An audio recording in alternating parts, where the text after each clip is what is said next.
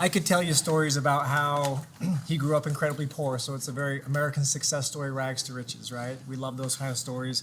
The adversity that he's overcome, the way that he lifts up other people when he achieves success, reaches the mountaintop, the first thing he does is he turns around and reaches to lift up the person walking behind him to help them achieve new professional heights, new personal development heights. He's been a very good mentor to me, in fact.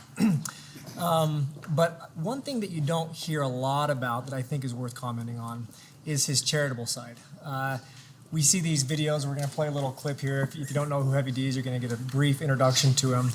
But he doesn't broadcast a lot of the charity things that he does. And you're an awesome dude. I'm happy to introduce you to Leaderboard. This is an awesome group as well. So, Tom, I'll turn the time to you. So the concept of island jumping, island hopping, right, is where you can learn about another industry and then apply it to yours. So I'm so excited to be able to visit with you and to have you be a part of Leaderboard moving forward too, because you are a combination of a couple of really unique qualities.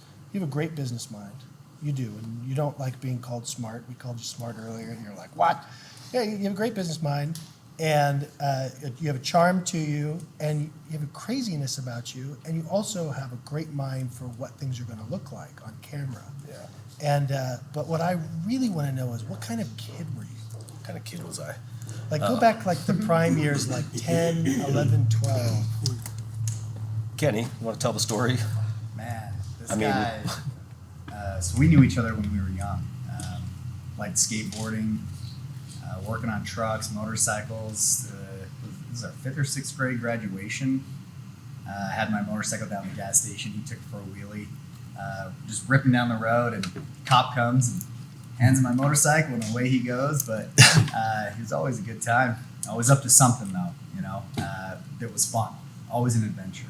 Yeah, I'm perpetually curious. So the same curiosity that I had when I was a kid, I still have now. I just have more resources to be able to explore those different things. I have ADD really bad. Never was diagnosed.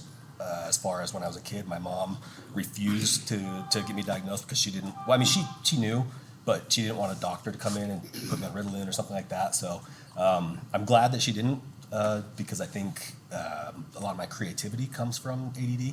It comes from. It's so weird because ADD is.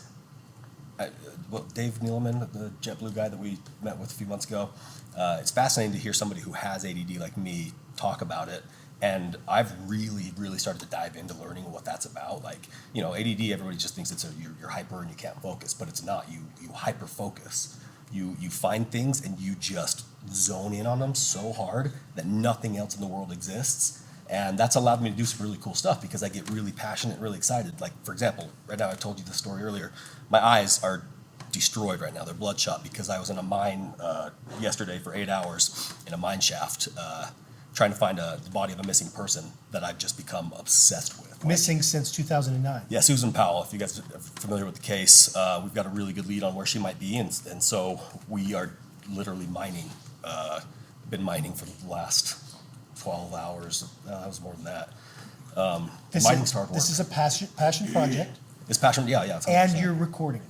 Yeah, we're filming it because people love anything that we do. I mean, because we do things that people either want to do that they wouldn't either have the opportunity or they wouldn't dare. So I feel like a lot of people live vicariously through our content, and that's one thing that I've really, really embraced is I want to be able to give people experiences, whether it's in person together or whether they can. The comments that we see on our videos and the messages we get are people like, I just had the worst weekend of my life, and I want you to know that your videos got me through a really dark time. And when you hear it, it's one thing to just kind of like hear it, but then you start seeing that these are real people with real problems and real situations, and you're providing them with some sort of value that is just kind of like a byproduct of me living my life. Yeah. That's kind of my business model in a nutshell. I like to give people experiences, and it's turned out to make great business. One of the things that we've talked about, which could be a great overlap with our group, there's a company that does drone hunting, which is not what you think it is. They connect C4 to drones, and you hunt the actual drones, and you blow them out of the sky. And that's the kind of thing that's the kind of fun thing that we could do with anybody that's Yeah, interested awesome. in our. I have a clip real quick. Alec, can you play? Yeah, that's Alec, fine. let's play the mine clip. This is just a little blurb from yesterday. And we're going back tomorrow or Monday. And I think I have a good feeling that we're gonna find something, which is just a hunch, but something tells me. So this is what other explorers and searchers couldn't do. They couldn't get in this mine shaft because it was collapsed.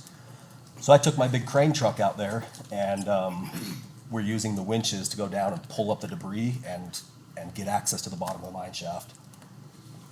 And so here we are riding up on the homemade miner bucket. So that's basically. That's great content. Yeah, it's great content, and it's gonna make a cool couple episodes of videos because people are obsessed with that case, with the Susan Powell case. If you guys have never listened to Cold podcast, like do it. It's probably the most entertaining podcast I've ever. I'm on like my third listen now. And I'll post that and any Yeah. other references that you have so that Cool. people can have access to it. So what's the creative process like? How do you get into the zone? Do you have certain friends that you connect with where you start to sort of dream things up? Yeah, Walk us through that. I surround myself with creative people, ambitious people. You know, some of my best friends are Kenny and Cole, and I've got my other friend back here, Mike Fleming, just landed in town here. Yeah, we got this guy here, the bidet guy. I just surround myself with people that encourage my crazy ideas. Mike is a great cheerleader of that. Like, we've been in some weird situations together. We drove a school bus from here to Costa Rica. Tell me about where were you when that idea first got talked about? We were at St. George. We were in St. George, and Dave, literally, we were sitting at a restaurant, my girlfriend, he and I, and he said, "I've got an extra school bus. What should we do with it?" And I said, "What do you mean, what should we do with it? We either go north or south. And it's cold north, so let's go south."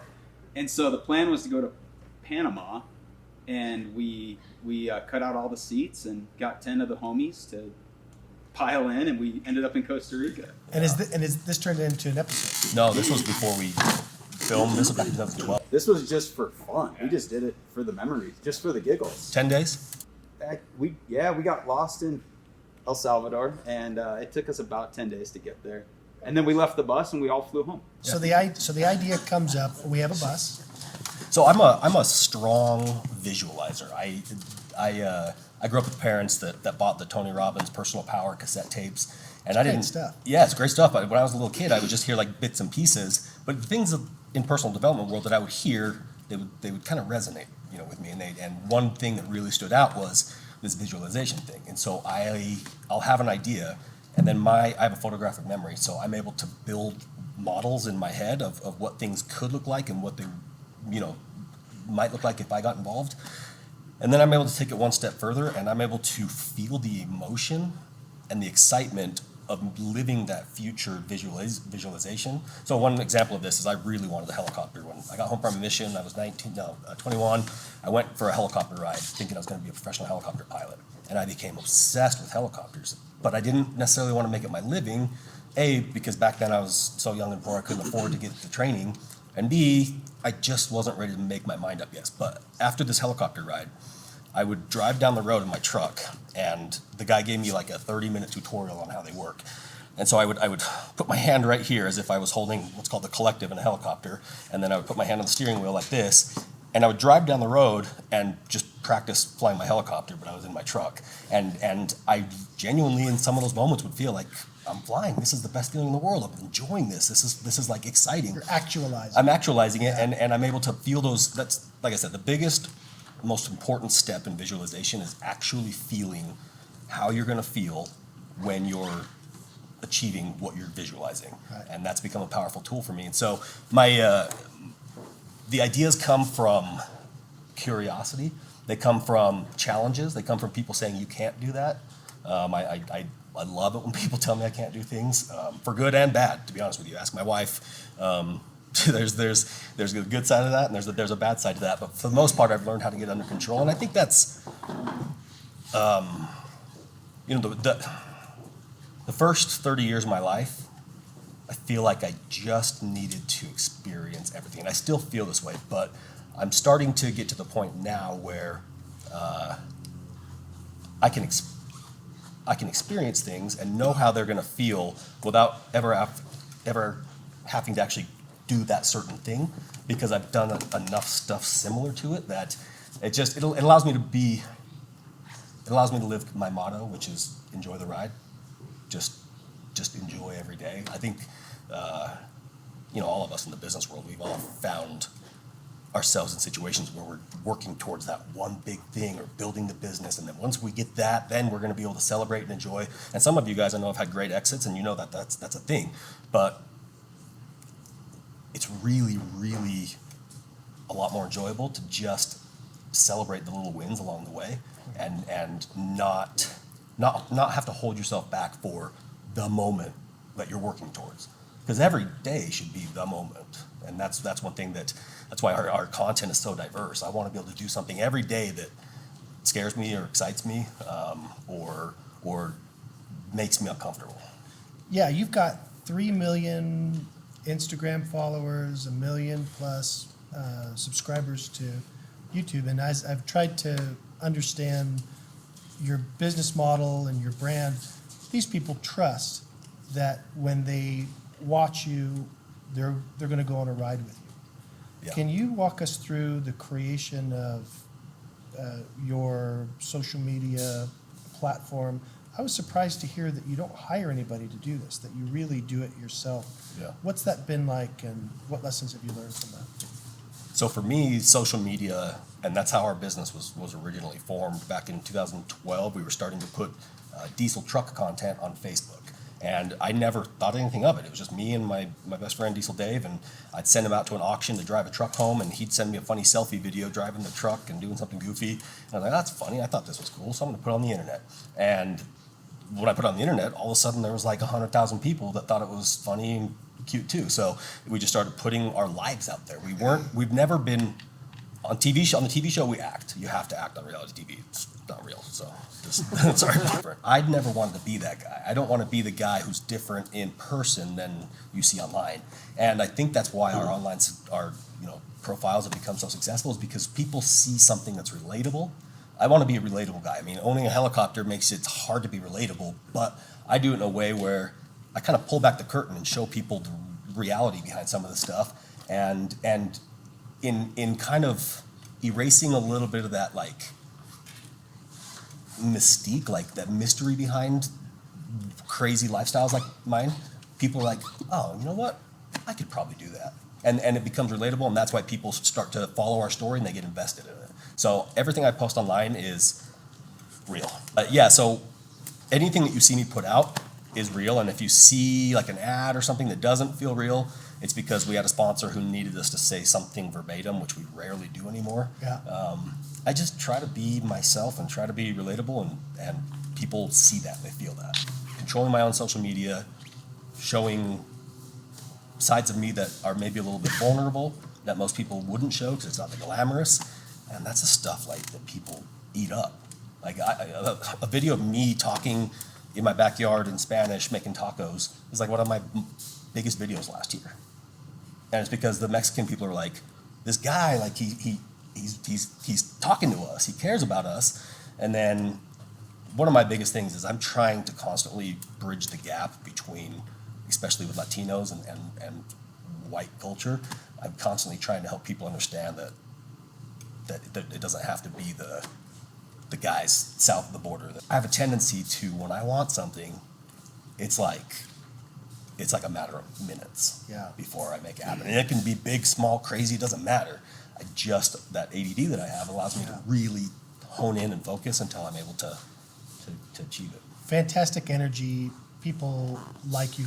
So now I want to kind of go down a little bit into the business and how these things work together. It appears as though your TV show and YouTube and Instagram are really, they're like a marketing arm for something that's much bigger.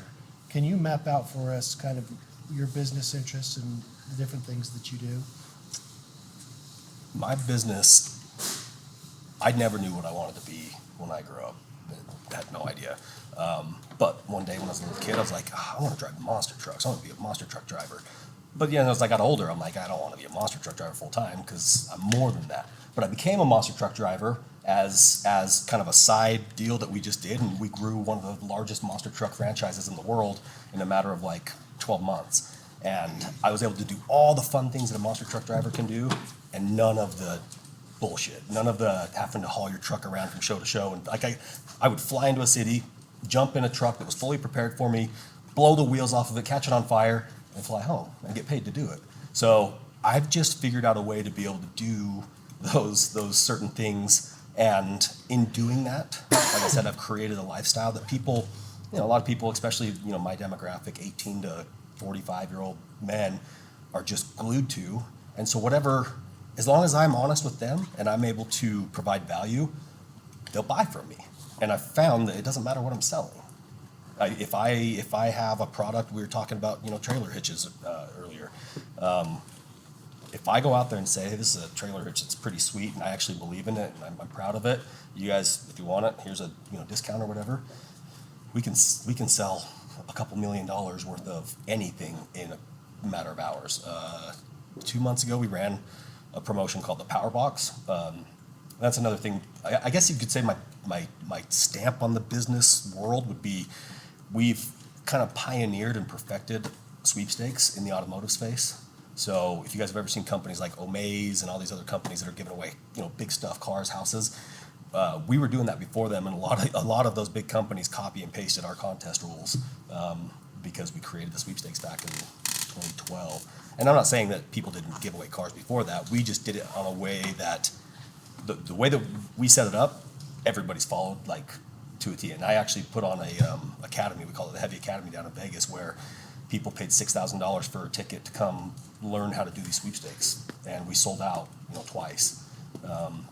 So the sweepstakes, the incentivized buying model is what I've really learned works, and so we incentivize people with free trucks, with a lot of the Polaris stuff. Experiences is something that we're starting to dabble in. Experiences are harder to give away because if you see me jumping out of a helicopter, shooting guns, doing all this crazy stuff, in your dream world, you'd be like, oh yeah, I could go do that. I could get away from work. That'd be crazy. But it's a lot. It's intimidating. Whereas if I say, hey, I'm going to give away this Razor, you can picture that parked in your driveway way easier than you can logistically trying to figure out how to go do this crazy experience. So that's ultimately the business model revolves around. It's got a few different pillars. Me creating content that people can relate to, those people that are relating to it learning how to trust me and what I put out there, which means I got like this, I'm under this microscope. I can't, like I screw up, right? There's things I do in business that maybe aren't the best perfect move, but I have to win more than I lose. I have to constantly win over people and earn their trust much more than not. And in doing that, they then participate in whatever it is that I'm putting out there. Yeah. So that's why, so we advertise for some of the biggest companies in the world because people just know that if we say it, if we talk about it, then we actually mean it, and we're not going to put it out there if it's not something that's going to add value to them, just like all the other steps that led them to me in the first place, which was them following the content or seeing like a instructional video that we posted. So it's a delicate balance between being relatable, earning their trust, and then making them a satisfied customer.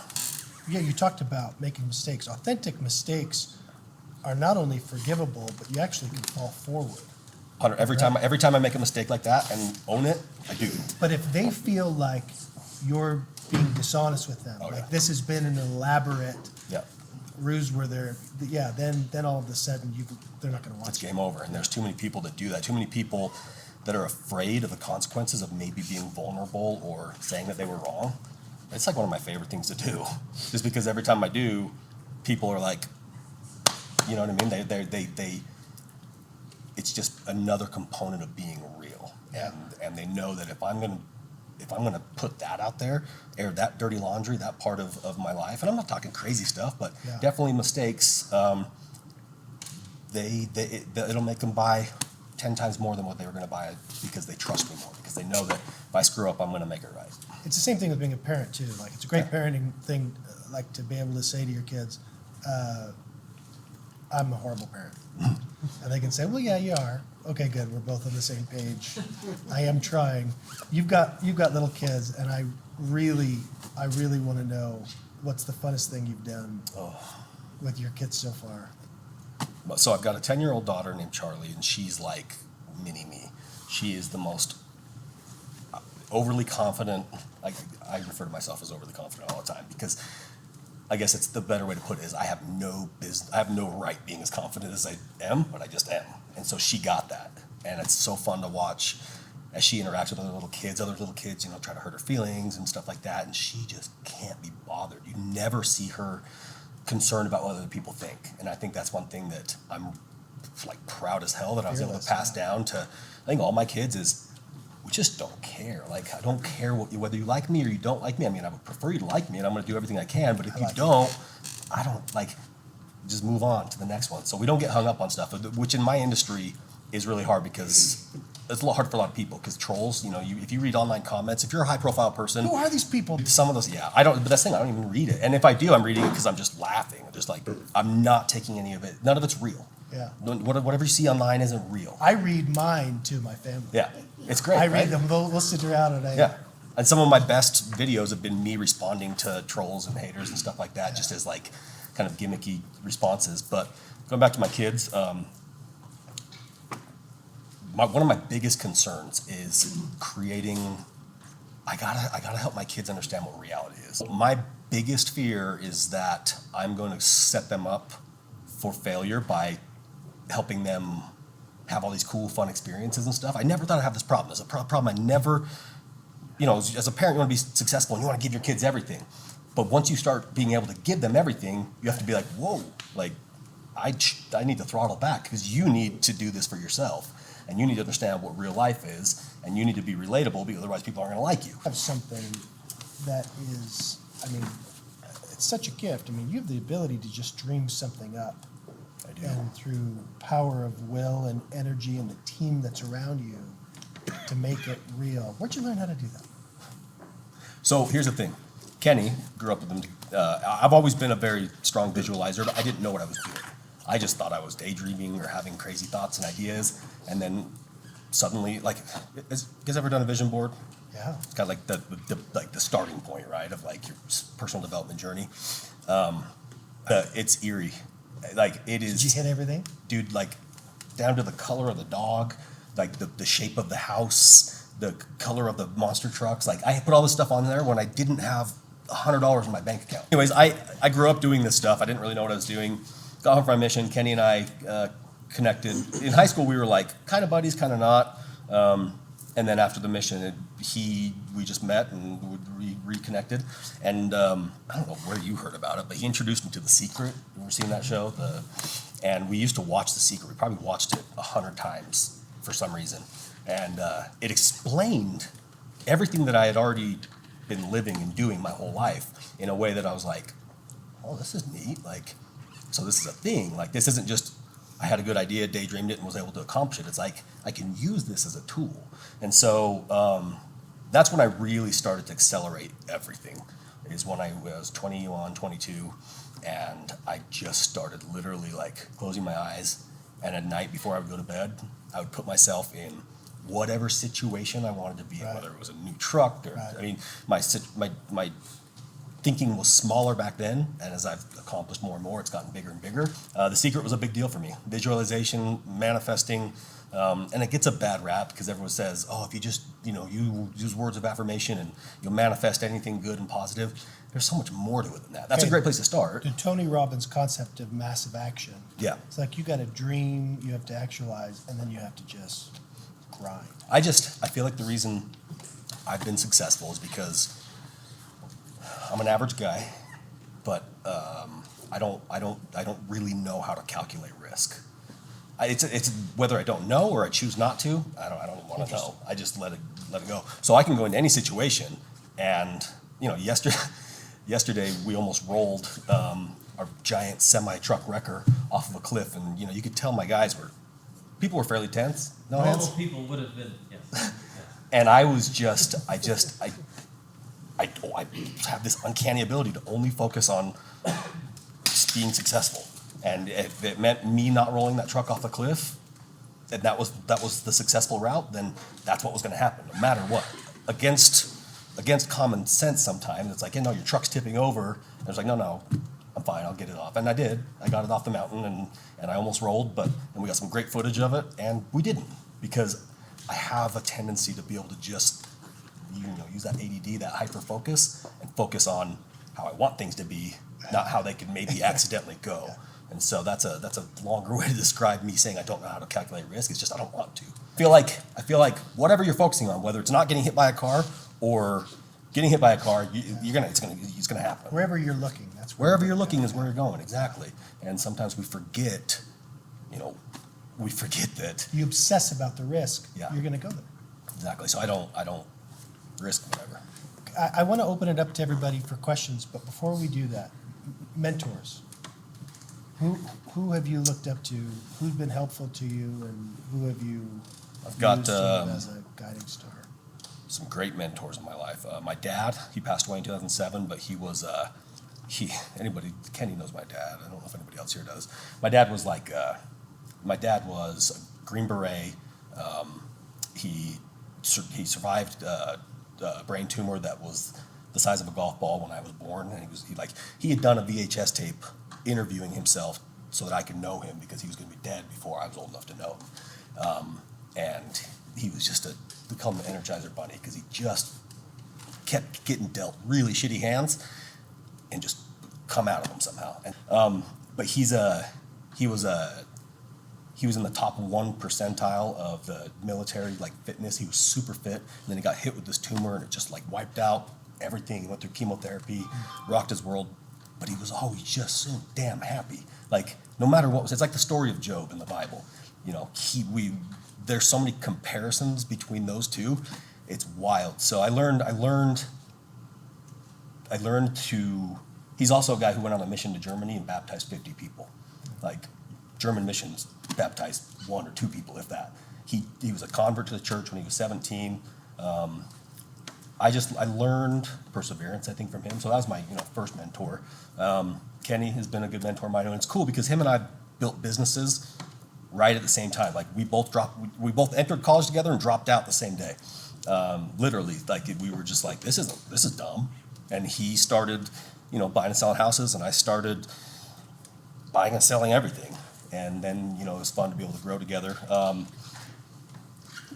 Rich Eggett, he's the owner of Rockwell Watches. I've worked for him since I was 18, running his motorcycle store, and then I came home from mission and worked for him for a couple more years.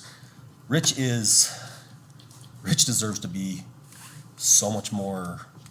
He's successful. Rich is very successful, but he should have such a bigger empire than he does, but it's because he focuses on lifestyle more than trying to build this giant empire. And so I've learned a lot from him. He's a marketing genius. I've learned pretty much everything I knew about marketing by running the marketing for Rockwell Watches.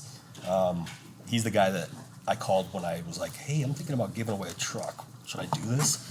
And he's like, yeah, dude, here's a couple suggestions I have. And those suggestions are what, built our diesel power gear truck company into a $30-40 million company, based off of this, some of the advice that he gave me. So he's huge. I always looked up to Larry Miller. That guy I never met him, never knew much about him. I followed his every movie he made pretty well. So he was somebody who was a good example for me. Car dealerships. Yeah. Who else? I've got this massive group of amazing mentors. I can call pretty much anybody I want now, and they'll answer the phone, and like Shaq is oddly enough, he's somebody that I met because we're both famous and we were in that world, but he's somebody that I can call and talk to like a friend. So I've been very fortunate that way to be able to have people like that. I have an interesting personality. You either love me or you hate me. I'm an introvert, believe it or not. I like my alone time. It is critical. If I get social fatigue really bad, so if I'm around people too much, it's not that I for a while there I thought it was social anxiety. I'm like, why do I feel like this? Am I nervous? I'm like, no, I'm not nervous. None of these people are making me nervous. I'm just need to recharge. And so that's one thing that I've learned about myself. And it's cool as you get older. I just turned 37.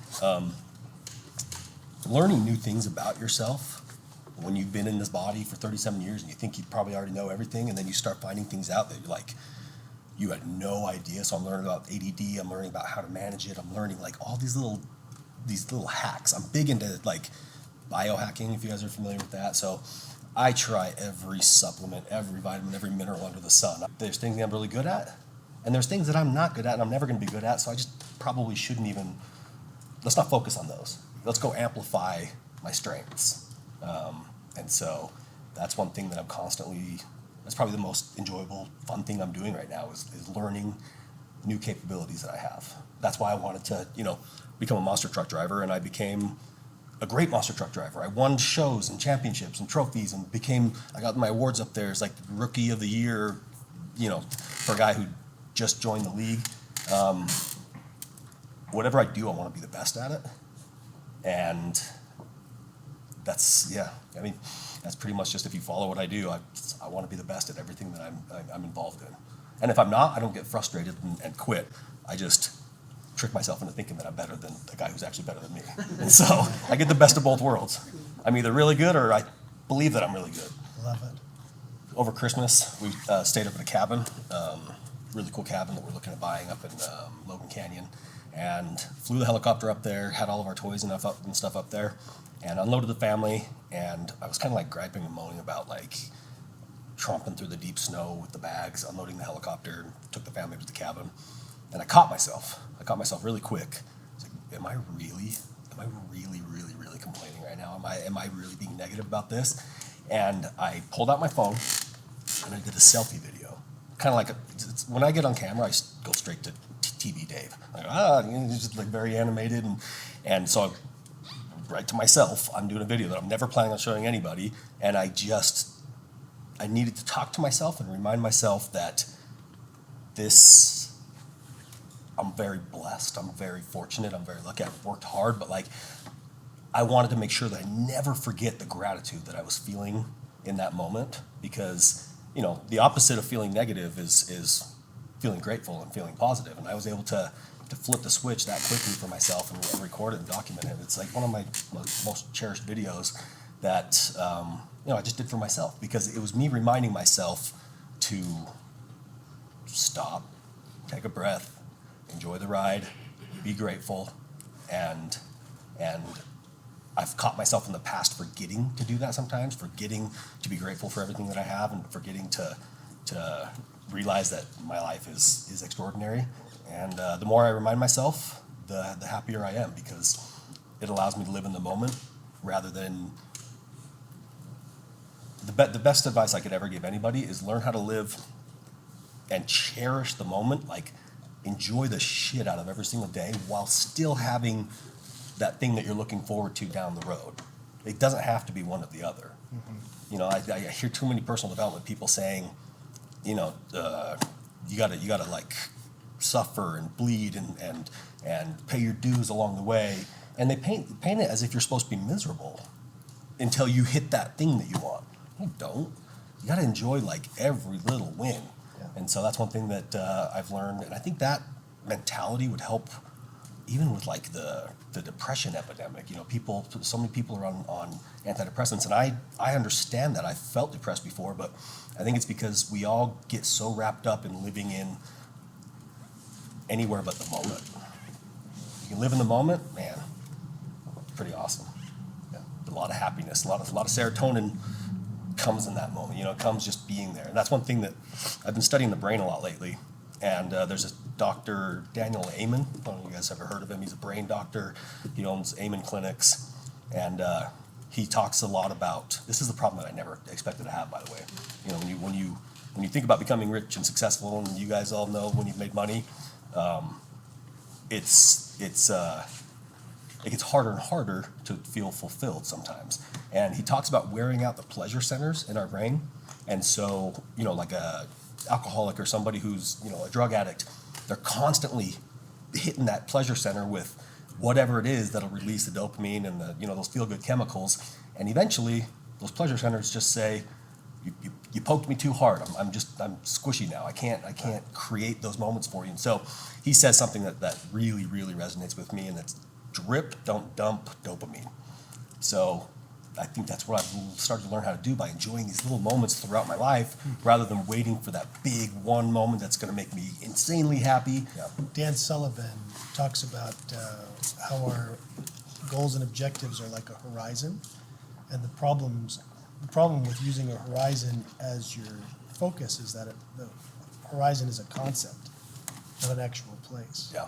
And so if you don't enjoy the journey and be grateful every moment, then you're going to be unhappy. Yeah. Doesn't matter how much success you have. I love that. Because I got stuck in that rhythm for a while where I was like waiting for the next big thing to make me happy. And I would get there and I would just feel exhausted. I mean, it was cool, it was fun to achieve certain things, but I feel so much more fulfilled and present when I'm enjoying the little stuff. I course correct a lot. I find that if I'm doing something that's not making me happy, if it's not making me happy now, then when I get better at it, it's not going to make me any happier because I don't enjoy it. So it's like the concept of when I wanted to become a helicopter pilot, and then I quickly realized that, I looked down that road and yeah, it'd be fun for a little bit, but it's not going to be something that's going to create that long-term sustainability for my curiosity. And so I just pulled away from it, even though I wanted to do it so badly. So I'll give you two very different pieces of advice. One is, if what you're doing is a grind and you're not enjoying it and you can't envision yourself enjoying it, stop doing it. Change, just go do something that you enjoy. If everybody just did things that they enjoyed and were smart-ish about it, even just a little bit of common sense, you can make a great living doing what you love. But then you go too far with that, and then people end up like being a helicopter pilot is the greatest feeling in the world. I love it, but if I did it for work, I'd hate it because it becomes a job. So you got to make sure that your passions, if you're following them and they're leading to a career, that you learn how to evolve. Because if you don't evolve, you'll get stuck doing something that you used to love and now you don't love anymore. And so my biggest thing is take the risk, take the leap. If you feel like something is calling you, go explore it. Go check it out. Go do it. Like, we get so caught up in routines and stuck in these formats. And people, when you're halfway through building a business and you're trying to figure out how to make payroll, those times suck. They're not fun, right? But looking back, they're some of the most rewarding moments of my life because figured it out. We got through it. So I'm not saying give up. I'm saying if there's something that, just make sure that what you're doing is something you can actually be passionate about. And if you don't know if there's anything you can be passionate about, you haven't explored deep enough. You haven't gone deep enough to figure out what it is that intrigues you. And every single one of us have things that we're crazy good at or crazy passionate about that we really just kind of dabble in once in a while. I think people should lean into their strengths. Like I'm terrible with accounting and math and numbers. Like I'm the worst at math. And so part of me was like, you got to go learn it. You got to become the best. You got to figure it out. And then the other part of me was like, I've got really good people around me. I want to use their brain for that because I want to use my brain for things that I actually enjoy. Because I know in no world am I ever going to enjoy math. So I don't allow myself to guilt myself into doing things that I feel like I should do.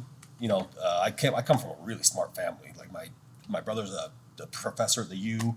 My sister, master's degrees. Like, they're all geniuses. I have 2 weeks of college under my belt. And fortunately, you grow up, my dad was always telling me, go to college, do this, because he felt that pressure from his dad. But luckily he didn't pressure me to the point where I felt like I had to do it. And so I just felt like, you know what? I don't like that. I don't want to do that. So I'm going to go do what I want to do, and it's paid off. So I used to think the same thing. I used to think maybe I'm just special. Maybe I'm unique. Maybe I've got, and I am. I know I am. But look what's happening in the world right now. TikTok is a great example of this. People who are otherwise very ordinary, plain Jane, nothing special about them, they're getting famous because they're putting themselves out there. So the world is changing to the extent that somebody who would otherwise be kind of a nobody 10 years ago or appear talentless is able to build their personal brand by putting themselves on the internet. Social media is really what's done this. So it's I tell everybody, you're interesting. You're like crazy interesting. Your story, anything, you, everybody. If you sit down and talk with somebody and you start like really listening and diving in, it's like the best movie you'll ever watch because people have some crazy freaking stories. Like if you take the time to hear them and you encourage them to put that out there. I guess the biggest thing I'm saying is, yes, I'm an artist. I'm a terrible artist with certain things, like my handwriting's awful, but I can build, cool big trucks and that look really good. But I just feel like technology has changed the world where a guy like me, I had to be super ambitious and super charismatic to be able to make it because I made it kind of before social media, kind of with social media. But now social media is a tool that any idiot can use and become really successful.